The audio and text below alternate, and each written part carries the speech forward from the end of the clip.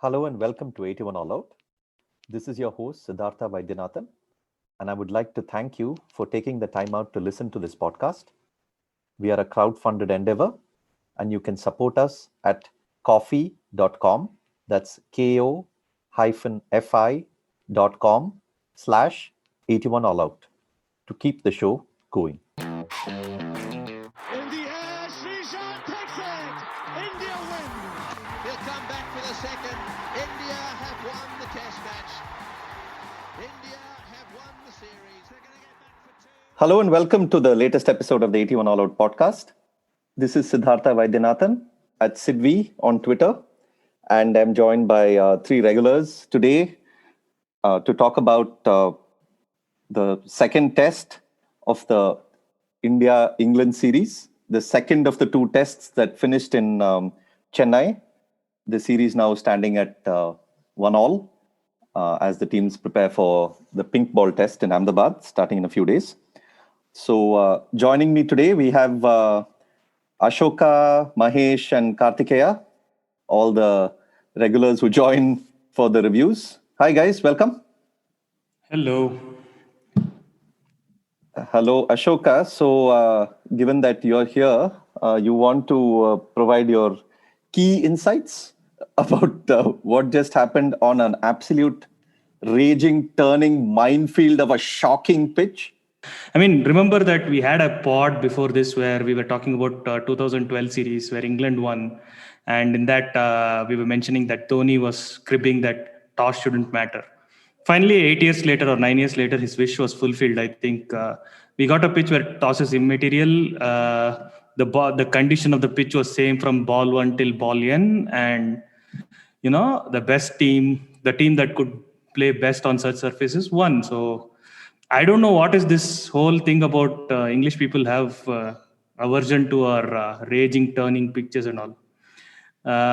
Maybe, I mean, yeah, fair enough. I mean, we make enough fun about Clouderson and Broad, right? So fair enough. But I hope they don't take this all seriously. I mean, come on, man. This is India. It is going to spin. So no, and compared to the first test of the series, which and this and the second test, I mean, you're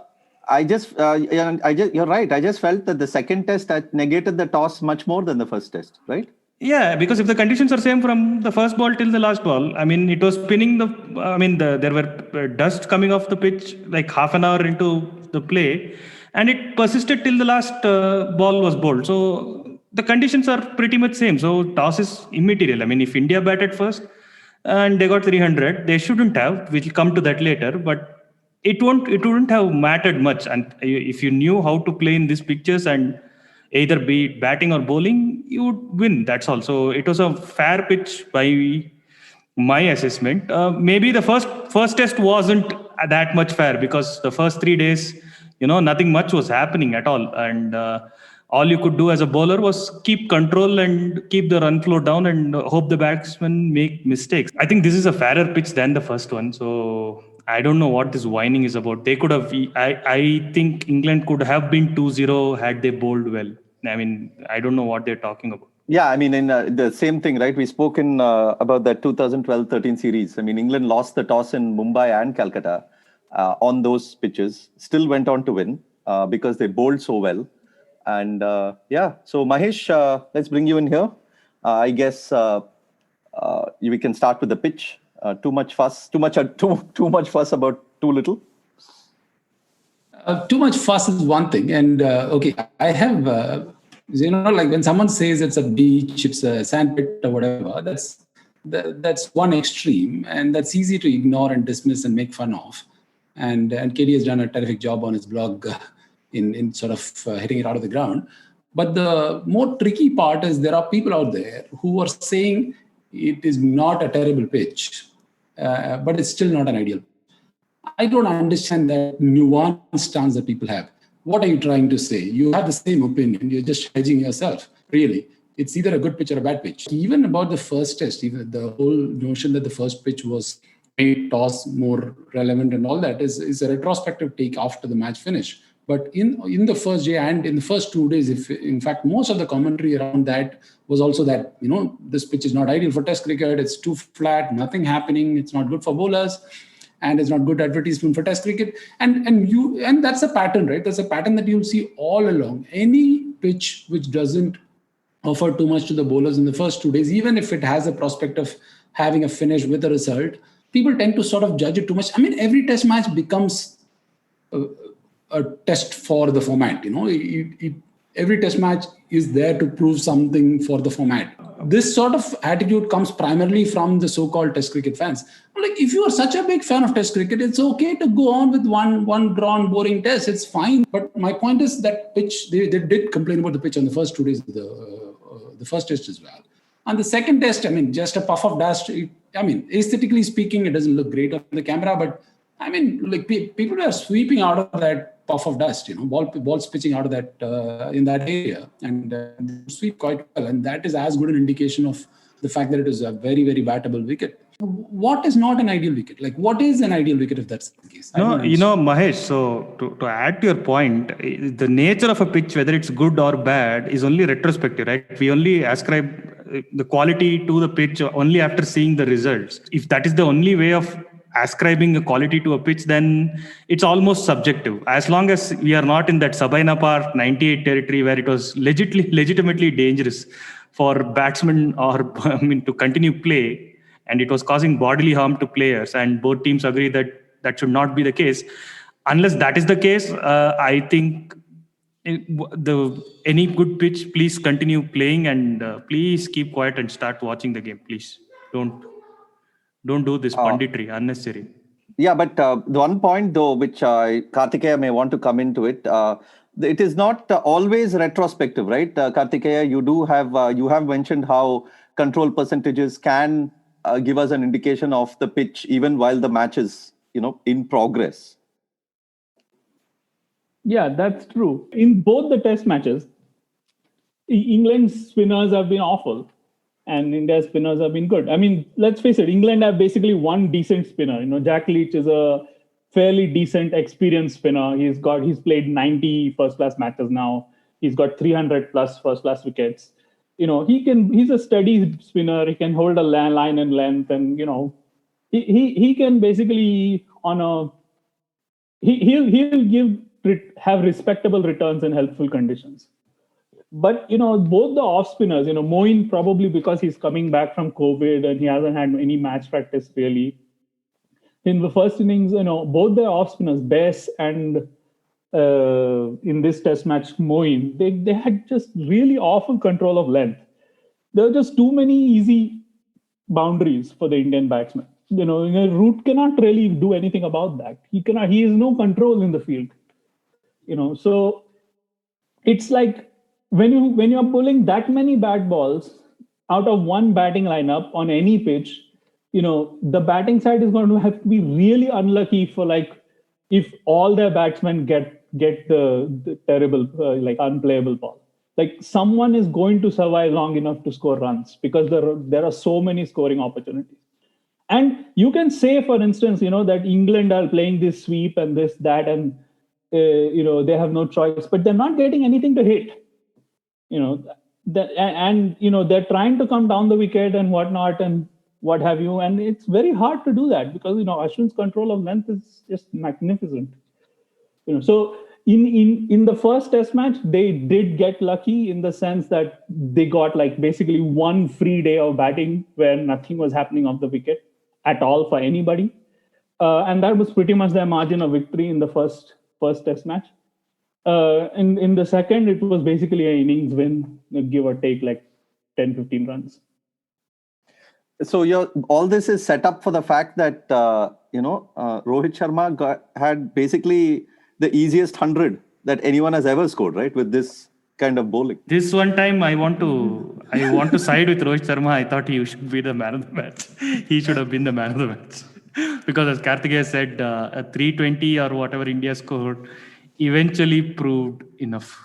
Yeah, but I mean, see, Rohit Sharma, I think he played that half century he scored in Australia. I think it was at Sydney, if I'm not wrong, was better. I mean, that attack was better. the wicket was doing more. The wicket was, so that attack was using that wicket way better than this attack is using this wicket. And he's batted so much better elsewhere. This was one of his less. I mean, this was not a challenge for him. This didn't really stretch him. See, Kartikeya, that's where you miss out on context. India were behind in the series. Their World Test Championship was on the line. So, what? Yeah, I couldn't resist. This was the test that mattered, man. Yeah, I know. What? So, I mean, it's not like the ball is what? So they add some extra inches to the ball or what on the seam? They don't. No. Let us bring Mahesh in.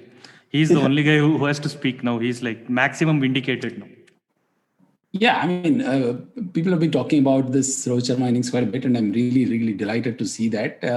Even Sachin said it's one of his best innings, and a lot of people are saying it's one of his best innings, which is all fine. And I know Kartikeya tends to focus more on the quality of the bowling attack, and that's well taken. England didn't bowl particularly well. Moeen Ali bowled all over the place. And the fast bowlers were not effective on this wicket. So it was left to essentially Jack Leach to do any damage.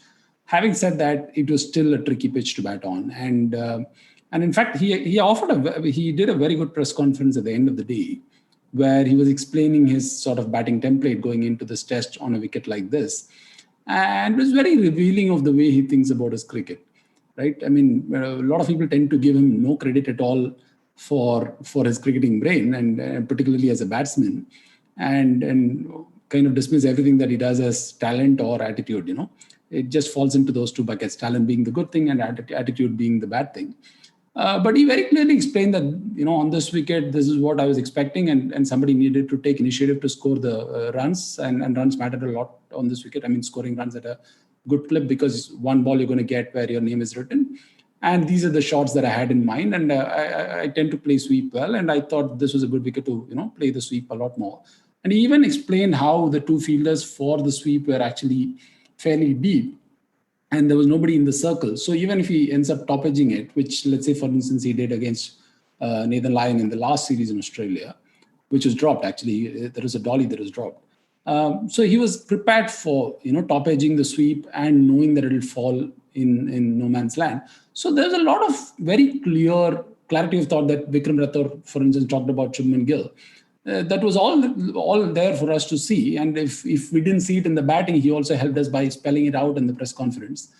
I think, it's a good indication that a lot of the commentary around Rohit Sharma, the mainstream commentary around Rohit Sharma, is so woeful, so pathetic that it's not okay. As a comparison, like his first 100 against West Indies at Bombay, if I'm not wrong, right? That is another match where Ashwin scored 100. He scored 177 from 83 for 5 or whatever. And Shane Shillingford was really bowling well at that time. I mean, if we go by brand name, he's not a big brand name. He's no Saqlain Mushtaq. But on that day, on that wicket, he was bowling really well. And that was not an easy wicket to bat as well. So it's not like he's not done this before. It's just that people kind of go with a certain narrative before it changes around. Purely from that perspective, I was really happy that, it kind of got this mainstream wide acceptance that this was a great innings. But to me personally, there was no surprise about it. All right. So in terms of, the bowling itself, though, I mean, we did touch upon the bowling, but I wanted to get your guys' thoughts on this rotation policy that England have been following for this particular series, which has got quite a bit of talk around it. Do you think that, what does this mean to you? I mean, do you think they're taking this series lightly, or does it just mean that they're managing their resources well? Do you agree with it? If you see what changes they have made, Anderson was replaced by Broad. So it's okay. Anderson is 38 now. So, and he's replaced by a guy who has 500 test wickets. So, okay. Archer was injured, and the guy who replaced him, Ollie Stone, right? Like, he bowled really well. I mean, he was one of the few pacers who did fantastic job, I thought. And Bess was replaced by Moeen Ali. Sure, he's coming from a COVID, related illness, but still he has 180 test wickets. So, in fact, and he adds batting to their lineup that Bess probably doesn't give. So, I thought they were all fair decisions. I mean, their bowling was not that bad at all compared to the first test. Like Leach was constant. Best they improved with Moeen Ali, And Archer was and injured, which they couldn't help. of anyway, course, so. then Olistone did a very good job of covering, Archer's absence, and he bowled really well. And Broad is Broad, and I thought second innings Root may have done a slight mistake by bringing Broad on too late, because when Broad did eventually bowl, I think he created 2-3 chances with Ashwin as well. So Broad was really good in the second inning. So I don't know what this whole thing is about. And Ben Foakes was actually very good. He was probably their best player of the match. Yeah, and so I think this is not a valid thing that they have their own rotational policy to keep their players fresh, and all this leave from bubble policy. They are managing a hell of a lot, which is kudos to them, because that also is an important aspect of the game. But having said that, they didn't, lose out on much. Probably they might have thought that if Anderson was there, he could have brought in some reverse swing skills. But Broad is not that bad, man. He bowled fantastically in the second innings. And this is me complimenting Broad, so I don't know what's wrong with me. So yeah, today you're out of character, but Yeah, that's totally. perfectly fine. Yeah, guys. Kartikeya, Mahesh, any thoughts on this? I mean, England do play a lot of test cricket this year. So, and with COVID and with the bubbles and everything, it's understandable what they're doing. And they seem to have a good pool of players to pick from. So, I mean, apart from the spinners, of course, who haven't had a good test, but overall, they seem to be doing the right thing. Or do you think? But of course, the other side of the argument is, were this an Ashes series?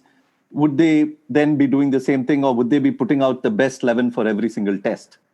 No, as you mentioned, I think England has the depth, and they have very nearly good replacements for pretty much every spot. And there are still some good players who are missing out even after all these rotations. So I think from that perspective, they're well served with their depth. But would they do it if it's Ashes? I'm absolutely sure they wouldn't. For two reasons. One, because the stakes are higher for Ashes, and two, you also don't want to deny the player the chance to play the Ashes test just because you think rotation makes sense.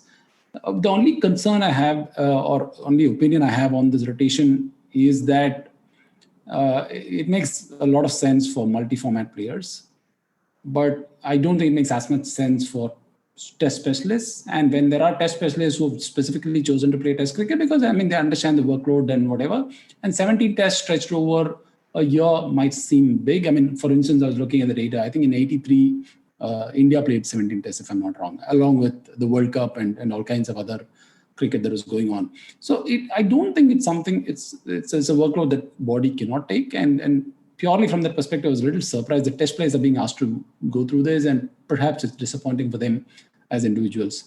But beyond that, I don't think it has an impact on the cricket as such. Well, I mean, India rested Jasprit Bumrah for this test match as well, right? So that's India doing it as well. I mean, look, there are like a few things about this whole selection thing. One is that, COVID, and there's IPL, and the cumulative stay in the bubbles is just too long, and so they're doing this. That's one reason. The other reason is, I think, Ed Smith has some new age fad fantasies about managing resources or some such. He'll give it some fancy terminology and stuff like that. I don't know, like, whether that's Optimize is the word you're looking for. Marginal gains or optimization or some such, something he borrows from, like, industrial processes or something. I don't know. But whatever that is, I don't know how much what that's about. But I mean, it's an ad hoc situation. I mean, the question is whether, if there was no COVID, would they be doing this? And I think they wouldn't be doing this. I think they would be playing whoever they would if they thought Bairstow was their best player, was one of their best 6 batsmen, they would play him on all 4 tests. If they thought Butler was one of their best 6 batsmen, they would play him in all 4 tests. If they thought Anderson was always one of their best 4 bowlers, then they would play him in all 4 tests. But this COVID thing is there, so I don't think there's much we can do about it. I think they could have handled the Moeen situation well because they've basically thrown him under the bus. Although I think that's just like one word out of place, and then it's blown up thanks to our esteemed friend Mr. Vaughan. But what can you do? Yeah, so that is the situation there. Okay, let's move on to talk about the man of the match, hometown boy who missed out on 10 wickets but got his 100. Terrific game for Ashwin. And before the series, or was it? Yeah, he had done this video, right, about Chepauk and about how him growing up and looking up to the ground, and the kind of affection there came through and was quite evident. So to see him do that in the ground, and for the second test where there were actually spectators in there, obviously his family was there, and his home ground, there was something really special about that moment, right? Especially when he got that 100. Yeah, but I was kind of pissed that he didn't take 10 wickets. But okay, fine. So those two wickets went in Kuldeep Yadav donation fund. So therefore it's okay. It's it's not all a loss. But yeah, this was, see, in these conditions, if it's going to spin from the first hour, you already knew that Ashwin was going to be a factor. That 100 was just an icing on the cake, and he played really well, I thought. I mean, given the nature of the pitch and the situation, he really played well. And for more than him, I think credit goes to Mr. Siraj. That whole thing of Siraj and Ishant carrying as long as they did. And he played really sensibly, and he got his 100. So it was very nice moment.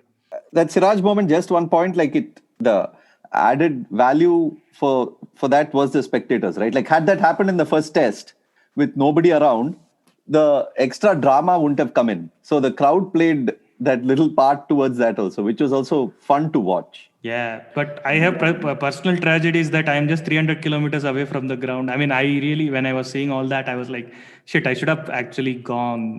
But, I couldn't make it. And this is one test I really would have loved to be in the ground to watch. Because, all the greatest hits were played. We made, two of our batsmen made 100, Kohli 50, bowlers dominating. It would have been a fun atmosphere in the ground for sure.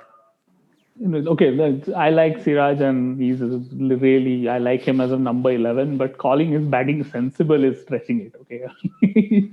He bats like Muhammad Ali, man. He's like, his footwork is solely there to avoid getting hit by the ball. No, so actually, it was surprising that the Stone didn't come on to bowl.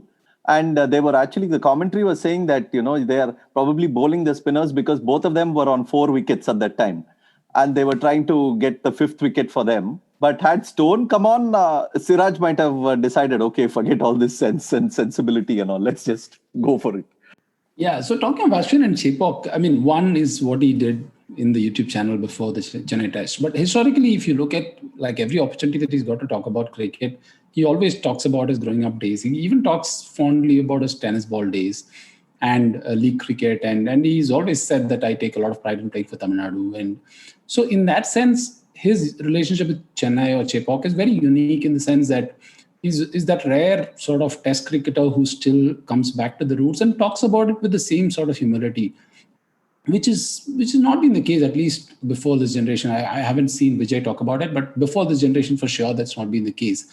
So it is a very symbiotic relationship. And he's had, like, for instance, after the last England, the 2012 England series, when he had a fairly ordinary series with the ball, where recently even Vikram Rathore mentioned that, they were considering dropping him. He had that extraordinary test in Australia, against Australia at Chepauk, to follow up the test where Dhoni also scored the double 100.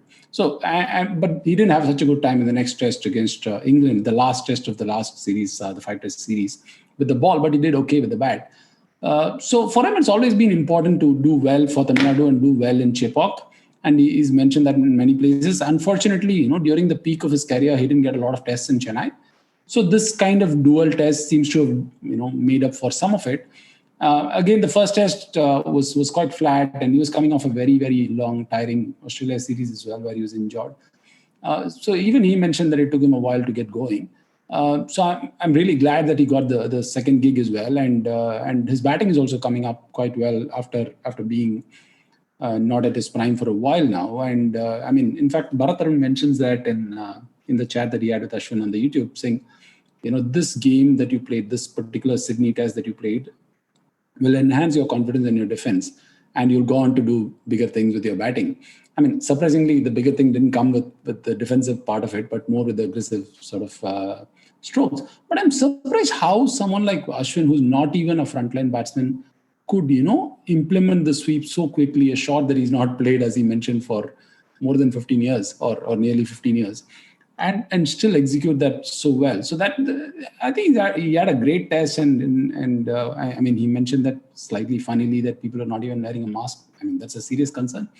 But beyond that, I think I don't think any other Tamil Nadu cricketer deserved this kind of reception and warmth from the crowd. And I'm glad he got that. And it's been a terrible time for everybody at home. Everywhere, all over the world. So to have this kind of a test at home for him and for the people who love him, I think it was a great test. I personally missed out on being there. I can't afford to do a 14-day quarantine even for this test. Even if somebody told me that Rohit Sharma would score a 160 and Ashwin would go on to score 100 and take 8 wickets, I don't think I would have made it. But it's probably the closest I would have come to do a 14-day quarantine for a test match. Yeah, and in terms of his bowling, I was just doing like a rough search just before this test, because this was like 75 tests. I was just looking at like a bit of a cutoff where all the many other bowlers were, and he is like now nearing 300 wickets. He was on 386 before this one, and he's like bettering like Hadley, Vaughan. Definitely better than Kapil. Quicker than Kapil in terms of the effectiveness. And, only Murali, as far as I saw, had taken more wickets at that comparable stage. So this is like really, really rarefied territory that he has been there. He's been there for a while now. Just that, till 350, he was the fastest. No, not 300, he was the fastest. 350, I think Murli and him do it on the same number of tests.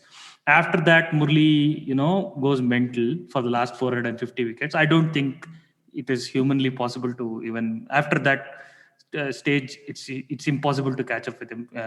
So yeah, and if you see the strike rate, right, like of a bowler, I think of all spinners who have gotten around 50 to 100 wickets or 200 wickets, I think Ashwin is the quickest ever. So in the sense that he strikes far more often than any other spinner in history.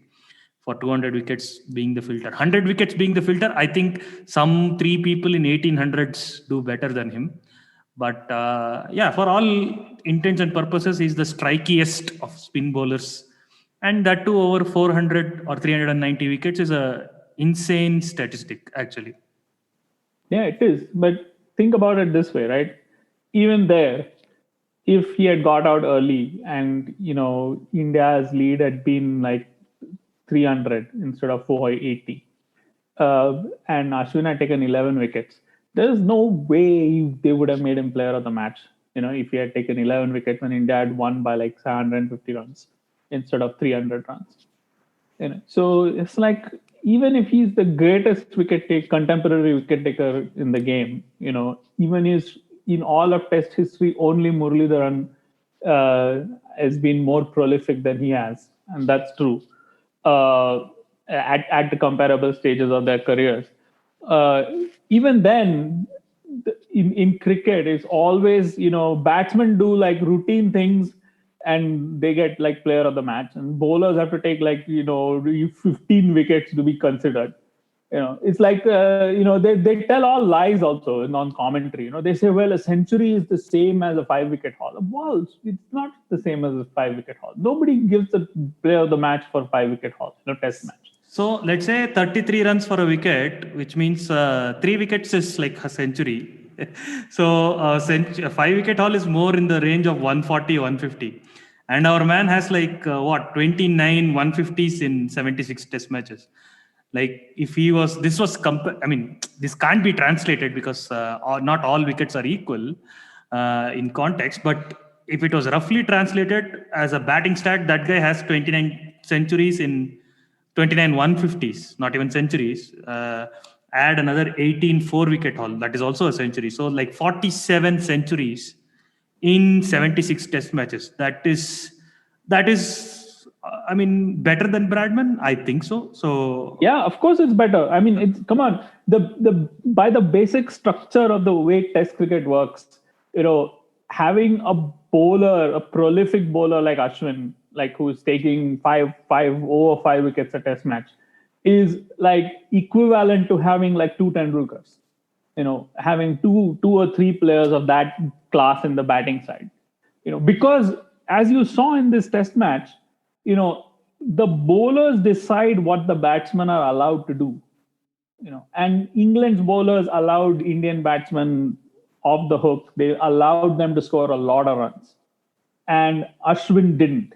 Ashwin went at 1.8 runs per over in the first innings and 2 runs per over, just under 3 runs per over in the second innings, or if I remember correctly, right? Moeen went at 4.5 in the first innings. That is an amazing. So that's an illustration of amazing control, and that's really hard to do. It's really hard. In the first Test match, Ashwin bowled 70 odd overs, and he must have bowled maybe 10 or 12 bad balls in all.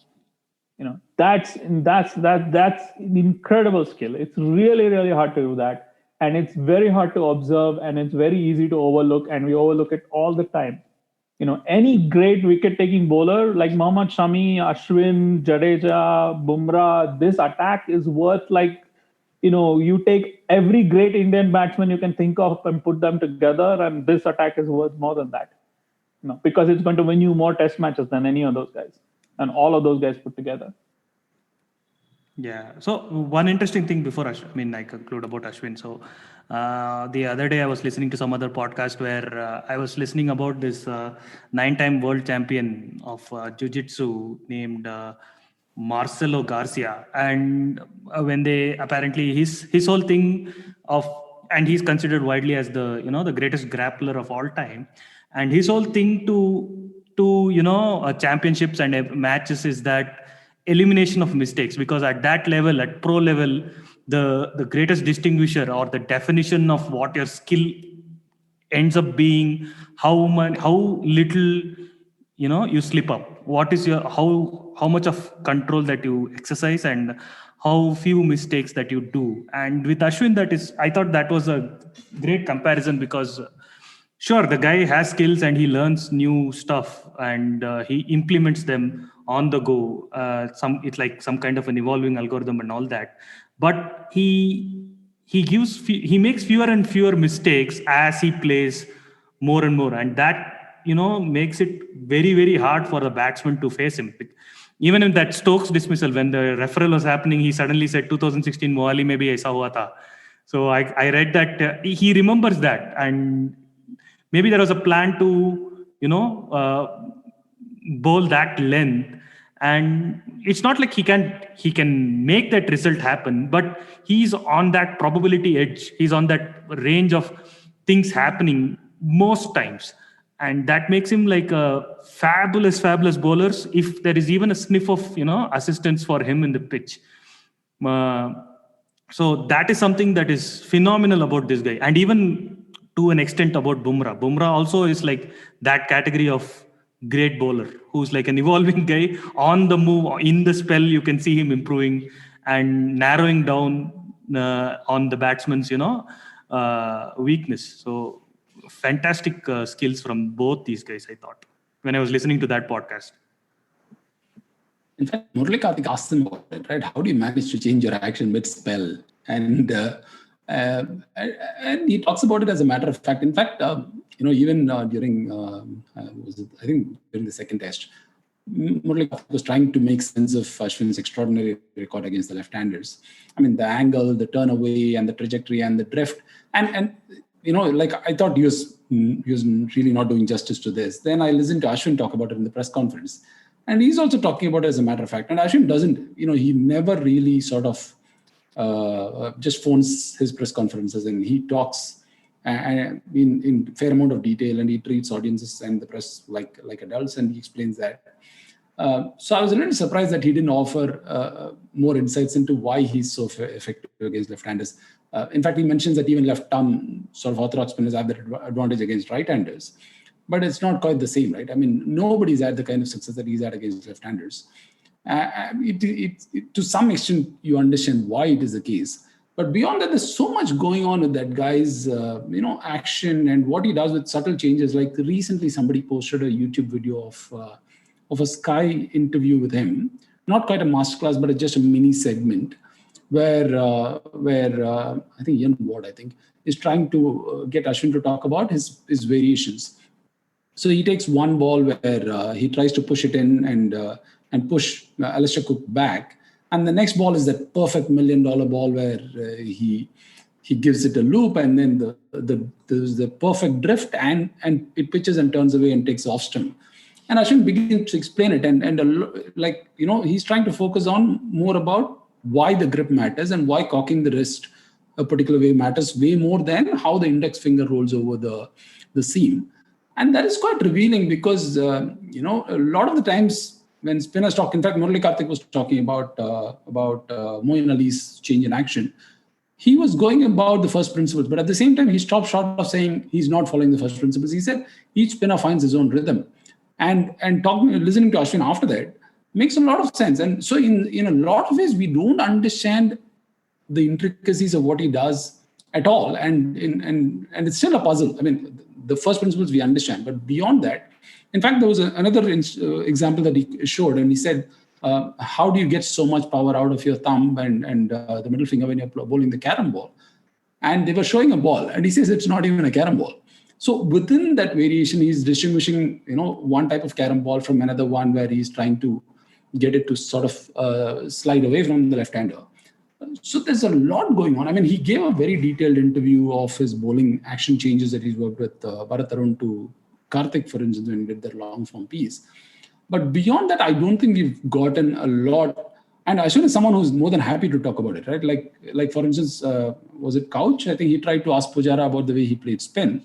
But Pujara was very reluctant to open up. But Ashwin is someone who's always willing to open up. So that's probably the only complaint that I have about Ashwin's YouTube videos is that while they were entertaining and he did a really good job for a player, after the kind of series that he's had in Australia and particularly even after that, I think we need him to talk to a journalist, a media person, so that, they can ask, so that he can open up. I mean, in his own YouTube channel, he cannot open up, right? He cannot talk about himself. He cannot put himself at the center. So that's probably the only complaint I've had of this whole post-Australia euphoria and the way Ashwin kind of dealt with it. I really hoped he would give an interview or a long sort of video interview to somebody and then sort of... So you don't want a Kutti story, you want a Perrier story. Exactly. Yeah, that's the point. Okay. No, I think all this is all the whole, he has this variation, he has that variation, he has this tactic, he has that tactic, he thinks in this way, he thinks in that way. All that is fine. A lot of bowlers probably have that. Every bowler in his head, Sunil Walson, who also played for Tamil Nadu, left arm fast bowler. He was selected for the 1983 World Cup. And he wrote, I still remember, he wrote a piece one time in the newspaper. Sometime, I think it was the 2003 World Cup or 1999 World Cup, something like that. And it started with him dreaming about how he's going to get, Gordon Greenidge out with one that pitches on off stump and swings back in to hit middle stump. And then how he's going to get Richards out with one that, pitches on off stump and holds its line and, gets an edge to second slip or something. And all of them, every bowler at every level dreams of these things. And every bowler dreams of all these variations and things, all this. But what separates Ashwin, I think, from all other bowlers is that he can actually do exactly what he wants in and what he decides. He can bowl the ball exactly where he wants to every time. That's an incredible thing. And that's, I think, what makes a great bowler. That's what distinguishes a great bowler from a good bowler. Because I don't think I really, really don't think it's that the difference between a great bowler and good bowler is brains. The difference between a great bowler and good bowler is skill. It's control. I don't remember the last time like Ashwin bowled a ball and, it went completely wrong. It just does not happen with it. He hits the top half of the batsman's bat at will. Like on any wicket, he can draw the batsman forward and get the ball to hit like near the handle. That's an amazing thing. And it's like, it's such a simple thing, but it's so hard. Because you see, by comparison, you see Leach, right? Leach is a good bowler. Leach is a steady bowler. But every time, ever so often, Leach tries to turn it a little bit harder and his length becomes fuller and he goes like into a leg stump half volley. And like he gives a run into the leg side, right? That never happens to Ashwin. It's just amazing. Like how much control Ashwin has got. And yeah, fine. Sometime, he'll get a little injured and something will be wrong. And, like it happened in Southampton where, maybe they say that he was injured and stuff. And, he doesn't have control of his action and he can't do what he wants. And then you can see like, when the system breaks down, you can see like how good it is when it's not broken down. So you can say, yeah, okay, well, these wickets are helpful and he's getting batsmen out. But, Moeen Ali bowled on the same wicket and he bowled a lot of bad balls. The other point I wanted to bring in was wicket keeping. Both the keepers in this test. And that's one thing about these pitches also, right? I mean, wicket keeping is always obviously I just have to interrupt. Sorry, I have to interrupt Sidvi here. So Sidvi sends us these, for the listeners, Sidvi sends us these talking points before we do this about, what we are going to talk about. And the talking point for Ashwin, for posterity's sake, is Ashwin dash, can he be India's Cam Green? So I just thought. Yeah. So the talking points often are just sent out before for people to have an idea of what we're talking about. But that was also an indication of how, like, just imagine, all right? Just imagine if a Cam Green goes for a long stretch, not doing much with the ball, and then suddenly he gets a match where he takes 8 wickets. I mean, then that'll be like, Cam Green will be like, I mean, there won't be an end to talking about Cam Green in Australia, right? So that was just a bit of a take on that with Ashwin scoring. Thank God Kyle Jamieson is not an Australian, or we'll never hear the end of it. He's like on pod I've mode noticed right now. this actually. I call this the Keith Miller syndrome actually. I think the Australians are so desperate for an all-rounder in every era. Like this happened to Shane Watson. And now it is happening to Cam Green. And, every time you left out Mitchell Marsh in the middle. Of course, Mitchell Marsh. Blewett, you remember Blewett? Blewett was a bowler?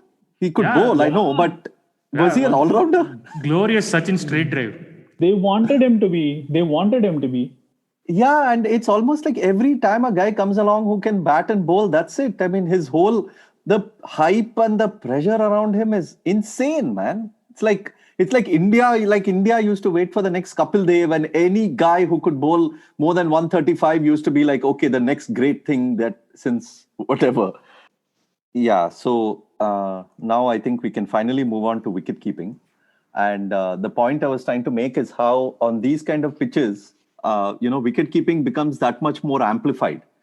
And normally a wicket keeper is meant to be the inconspicuous presence behind the stumps, and the more inconspicuous you are, the better the wicket keeper you are. But I actually like how wicket keeping becomes a bit of a spectacle. on these pitches, and both the keepers I thought had terrific games. And it was also interesting to read some of the analysis. Kiran More posted a very interesting bit about how Ben Foakes was keeping to Moeen Ali as well as Jack Leach, and how, for the spinner who was turning it away from the right-hander, Foakes' right leg was sort of angling away so that he's ready to take that ball. And for the off-spinner, how his left leg was actually angling away. And those sort of minor things were also interesting to look out for. This is also an extension of the pitches, right? One is like Siddhi mentioned, one aspect of the keeper is that he doesn't draw attention to himself. That's on a normal wicket.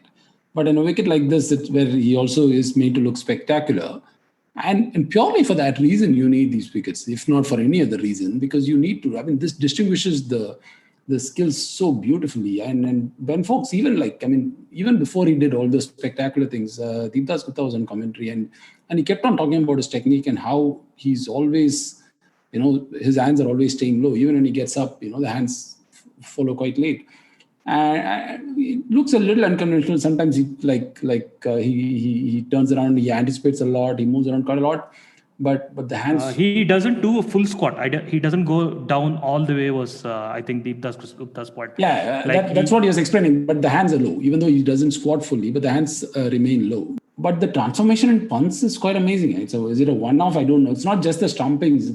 Some of the takes that he was taking on the last day were super, super, super impressive. And that's something that people have always said, right? We've also discussed this in the past that he's a work in progress, and people get confidence as they go along.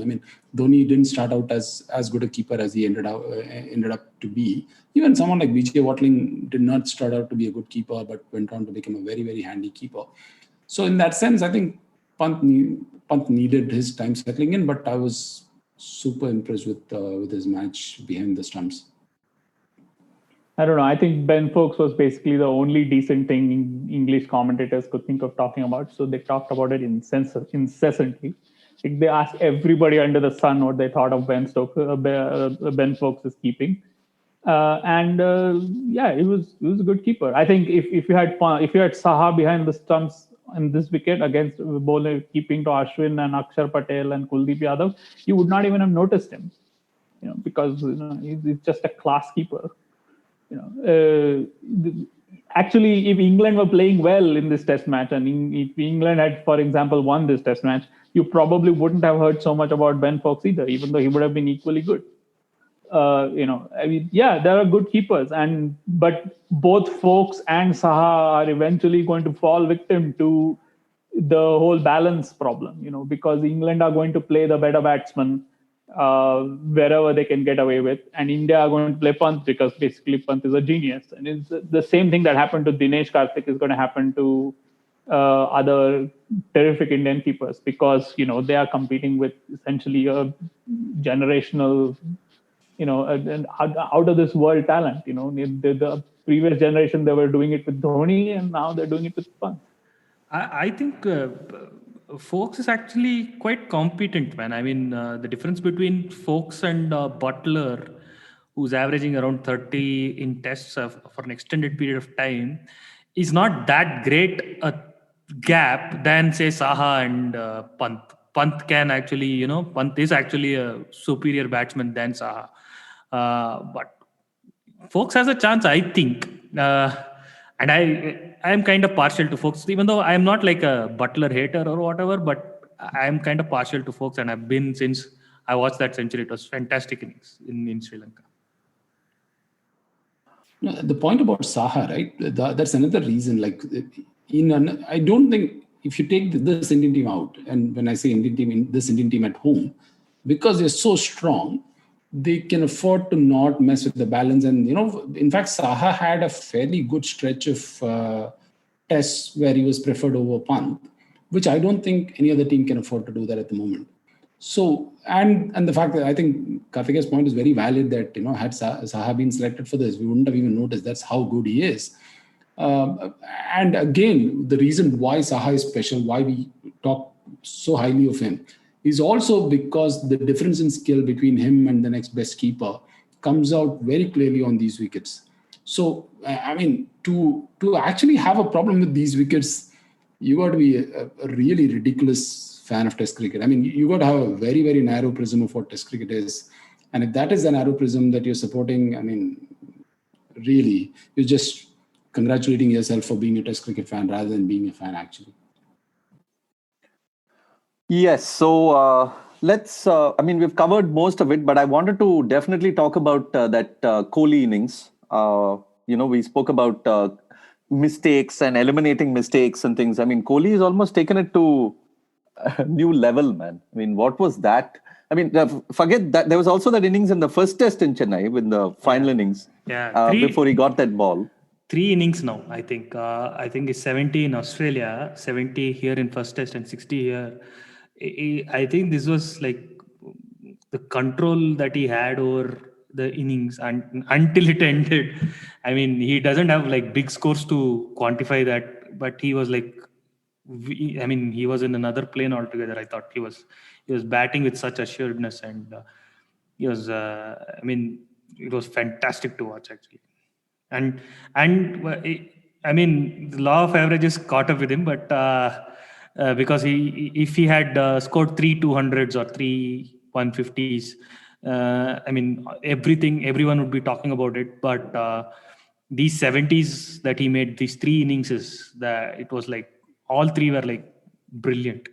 Of course, talking about 62, Navjot Sidhu made a 62 in 1998, which began the Shane Warne. Which didn't begin. Amit Pagnes probably began that, but which sort of started the whole Shane Warne nightmare year. So just thought I'll throw in that 62 in there. In battle of 62s, I'm firmly on Sidhu's side, as good as this Kohli innings was.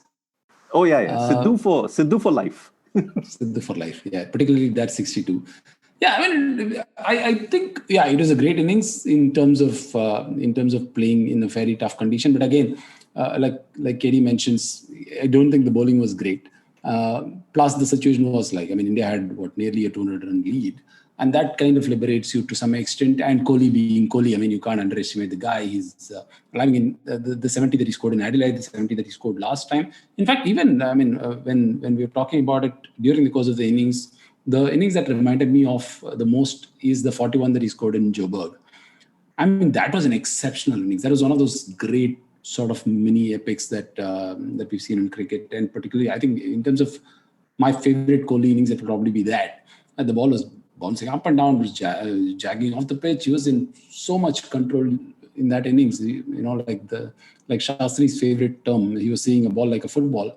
It was literally coming to life. So in that sense, I think that was my favorite mini epic. This was very skillful innings, but well within the realms of what we've seen from Kohli so far. The wicket was challenging, but again, the bowling was not particularly great. The second innings was a little better, but it was still not exceptional. So, I liked watching it, but the kind of hype it got subsequently, I was like, okay, let me take a step back and say, okay, this is very much in the realm of possibilities for, everyday thing for Kohli. Main question about Kohli in this is he WG Grace or not? That's the only thing we are supposed to talk about. I was actually hoping that he would take a review on that board. That would have been, DRS would have been like the icing on that cake. That would have been like fantastic drama. He almost was. He was like, "What the hell happened, man? Hey, I think the wicketkeeper knocked the bails off. What the hell is this?" See, I will turn this around. Actually, 20 years later, there will be people saying Kohli was so great. He knew that the ball. There was no way that ball could hit the stumps. That's how much he had read the ball. But it just happened that the pitch just was so bad that it didn't bounce as much as he expected. Let me just say, 20 years later, if people listen to this podcast, they should think that I think Kohli should basically do everything he can to aggravate the English press, because it's extremely entertaining and they're very easily aggravated. And he should just keep doing it. Like he talks to the umpire, they say, "Oh, that's not on." Joe Root talks to the umpire, they say, "Oh, he's just being very nice and smiley and talking to the umpire."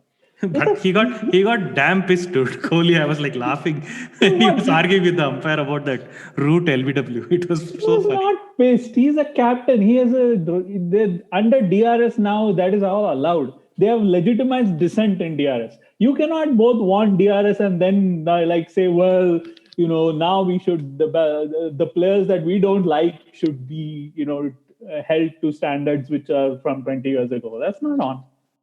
The D in DRS is dissent, basically. Yeah. So, but yeah, talking about that though, Kartikeya, you should bring you in though. You have been posting quite a bit on the umpiring this match, and especially about did he play a shot or did he not play a shot when Rohit, right, when he put the bat behind the pad. Yeah. But just if you can sort of. Too much. I mean, I guess your views will always be too much ado about the umpiring.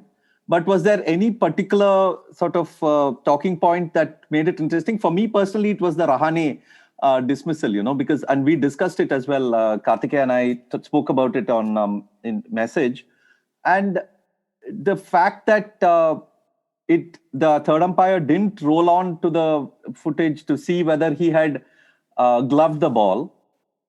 Seemed a little odd, but at the same time, when the match referee handed back England the review, it was almost like he was saying there was a issue with the technology. Yeah, that is. I mean, we don't really know what the match referee's reasoning there is. So I mean, so there are two possibilities, right? One is that the rest of the replay was not available for some reason. That's one possibility. The other is that it did not occur to the third umpire to follow the replay through all the way to the end until the ball is caught. Right? That's what they usually do.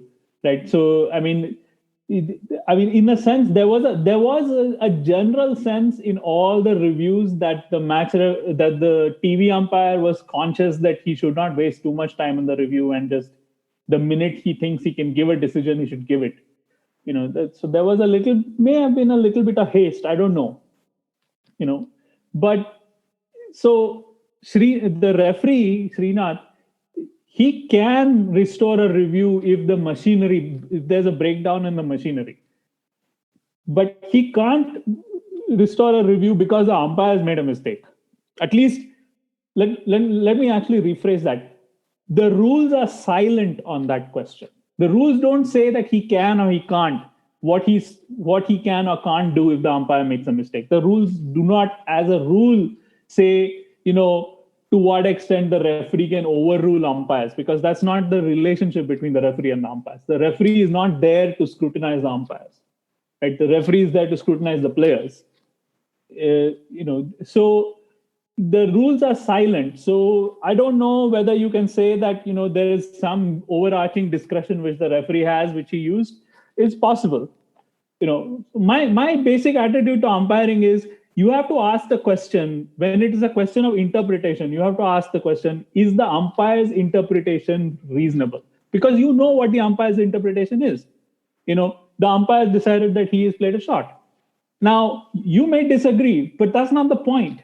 Right? The point is whether the umpire is right or not. There is a reasonable case for the umpire's view. And, with the Kohli Rohit Sharma padding up, and with the marginal LBW which went against Kohli when he was batting, and with the marginal LBW which went for Root when he was batting on the third day, there was.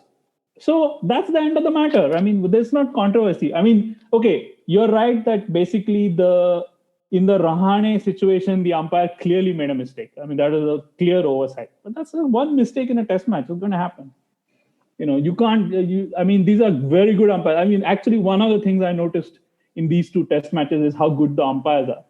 And I will say that actually for this whole COVID period where they had to go with home umpires and home referees, and they increased the number of reviews to compensate for that, and no team has come anywhere close to the using up the 3 reviews, right? So the umpiring, even though it's the home umpires, has been fantastic everywhere. not just in India, in England, in Australia, in New Zealand.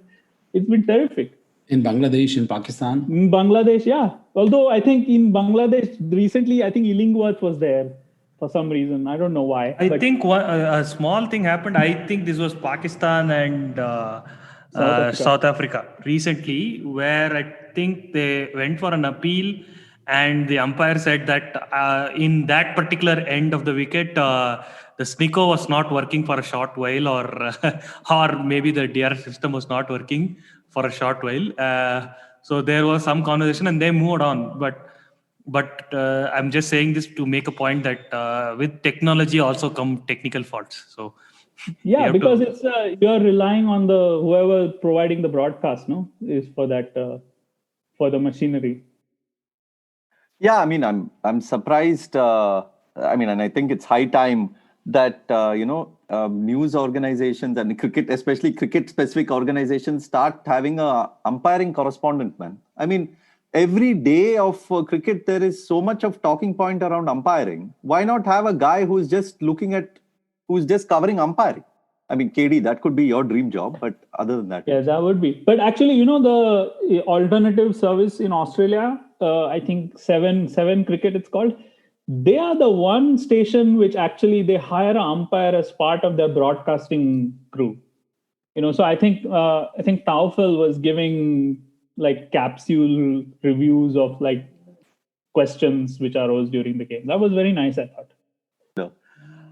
All right. So I think we have covered quite a lot from this test. I mean, this was supposed to be a mid-series review, but we didn't touch too much on the first test. But we got a bit out there, but we did cover quite a lot of the second test. Any parting thoughts? No, I'm looking forward to this next test match. So far, the only thing of note that has happened at that monstrous new stadium is that Donald Trump has come there and butchered Sachin Tendulkar's name. So now some proper cricket will at least happen. Although, I'm reading about the wicket over there, nobody knows what that wicket is going to be like. So if these people are so upset at this wicket, that wicket is like fresh. It's like almost no matches have been played on it. There are some Motera tests which are like absolutely dire. Remember that one Sri Lanka test match in I think 2007 or something, when India made like 500 and then Sri Lanka made 750 and Jayawardene made like 270 or something like that. And then India made 400 again. Like you could have that kind of thing, which would be really, really boring. I mean, especially James Anderson is 38 years old. No, then that makes it very hopeful, man, for me. Give him like some rest. James Anderson is like the Karunanidhi of cricket. Guy never ever goes away. What is this? He's been playing since I was 18, man. I'm now halfway to death now. What the hell? Retire. The tragedy of that brilliant observation is that the English will not understand it. All right. So I would much rather it be a 2-day test with the pink ball just going haywire and people people losing their. I mean, of course, again, the people may lose their heads in the opposite direction. Then saying.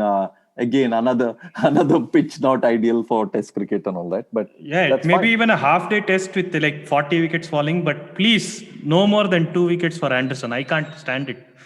I cannot take it. I will resign and go back to IPL only for the rest of my career. If this guy has gotten 611 wickets, man, how much more does he want? Please. See, let's put it this way: Anderson is the Tom Brady of cricket. So he'll just keep playing. Tom Brady will keep winning Super Bowls. Anderson will keep winning. Winning tests for England. So on that note, let me put an end to this podcast, and we will hopefully reconvene sometime in the next few weeks, either after the next test or definitely after the series. But let's see if we can even do one after the next test. If you enjoy the work we do, please support us via coffee.com. That's ko-fi.com/81allout. You can find the link in the show notes, and it will allow you to either set up a recurring monthly payment or throw in a one-time contribution. Also, please subscribe on iTunes, Spotify, Google Podcasts, or wherever else you prefer. It would be great if you could leave a rating and a review so that more people can find us. As always, we would love to hear your thoughts on the work we do. So please send us your feedback.